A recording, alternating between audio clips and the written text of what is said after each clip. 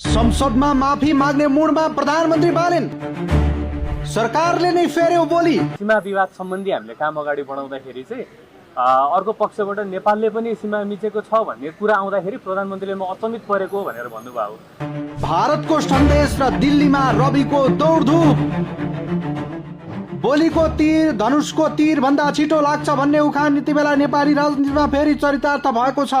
प्रधानमन्त्री बालेन शाहले संसदमा दिएको एउटा अभिव्यक्तिले राजनीतिक वृत्त, कूटनीतिक क्षेत्र र सामाजिक सञ्जालसम्म तरङ्ग पैदा गरेको छ। त्यसको असर यतिसम्म पुग्यो कि सरकार स्वयं स्पष्टीकरण दिन बाध्य बन्यो भने भारतले समेत औपचारिक प्रतिक्रिया जनायो। नेपाल भारत सीमा विवादबारे संसदमा सांसदको प्रश्नको जवाब दिने क्रममा भारतले नेपालको मात्र होइन, नेपालले पनि भारतको धेरै ठाउँमा जग्गा मिचेको रहेछ भन्ने अभिव्यक्ति दिएका थिए। प्रधानमन्त्रीको हैसियतमा पहिलो पटक प्रश्नोत्तर कार्यक्रममा सहभागी भएका बालेनको यो भनाई तत्कालै विवादको केन्द्र बन्यो। विपक्षी दलहरूले प्रधानमन्त्रीले नेपालको राष्ट्रिय अडान कमजोर बनाएको आरोप लगाए। विवाद बढ्दै जाँदा सरकारको बोली फेरिएको देखियो। आज मन्त्री परिषद बैठक बसेपछि सरकारका प्रवक्ता तथा शिक्षा तथा खेलकुद मन्त्री सस्मित पोखरेलले प्रधानमन्त्रीको भनाइको बचाउ गर्दै वास्तविक आशय फरक रहेको दावी गरे। उनका अनुसार प्रधानमन्त्रीले नेपालले भारतको भूमि मिचेको दावी गरेका होइनन्, बरु सीमा विवादबारे अध्ययन गर्दा अर्को पक्षबाट त्यस्तो दावी आएको सुन्दा आफू अचम्ममा परेको प्रसङ्ग मात्र उल्लेख गरेका हुन्। यसरी हेर्दा सरकार प्रधानमन्त्रीको अभिव्यक्तिलाई पुनः व्याख्या गरेर विवादको तापक्रम घटाउने प्रयासमा देखिएको छ। राजनीतिक विश्लेषकहरूका अनुसार यसलाई प्रधानमन्त्रीको ब्याक गियरका रूपमा व्याख्या गरेका छन्, किनकि संसदमा व्यक्त भएको स्पष्ट भनाइ र त्यसपछि आएको सरकारी स्पष्टीकरण समेत पर्याप्त अन्तर देखिन्छ।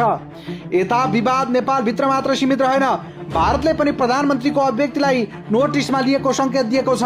भारतीय विदेश मन्त्रालयका प्रवक्ता रणधीर जयसवालले प्रतिक्रिया दिँदै नेपाल भारत सीमाको अधिकांश भागको सीमाङ्कन भइसकेको र बाँकी रहेका विषय द्विपक्षीय संयन्त्र मार्फत समाधान गरिने बताए। अझ महत्त्वपूर्ण कुरा, उनले दुवै देशबीचका विषयमा तेस्रो पक्षको कुनै भूमिका नरहने बताए। प्रधानमन्त्री बालेनले संसदमा सीमा समाधानका क्रममा बेलायतसँग समेत कुरा गरिएको उल्लेख गरेका छन्। भारतको पछिल्लो प्रतिक्रियालाई धेरैले त्यसको जवाबका रूपमा हेरेका छन्। दक्षिण एसियाली कूटनीतिमा भारतले लामो समयदेखि नेपालसँगका सीमा र द्विपक्षीय मुद्दामा बाह्य हस्तक्षेप स्वीकार नगर्ने नीति लिँदै आएको छ। त्यसैले जयसवालको भनाइलाई सामान्य प्रतिक्रिया मात्र नभई कूटनीतिक सन्देशका रूपमा बुझिएको छ। राजनीतिक वृत्तमा अर्को रोचक संयोग के छ भने प्रधानमन्त्रीको अभिव्यक्तिलाई लिएर विवाद चर्किरहेका बेला राष्ट्रसभा सभापति रवि लामिछाने भारत भ्रमणमा छन्।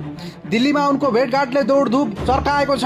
भारतीय जनता पार्टीका नेतासँग उनको भव्य भेटघाट र स्वागत आदान प्रदान चलिरहेको छ। अनुकूल परिस्थिति बने प्रधानमन्त्री नरेन्द्र मोदीसँग उनले भेटवार्ता गर्दैछन्। नेपाल भारत सम्बन्ध, सुरक्षा, सहकार्य, लोकतान्त्रिक अभ्यास र राजनैतिक संवादका विषयमा छलफल हुने अपेक्षा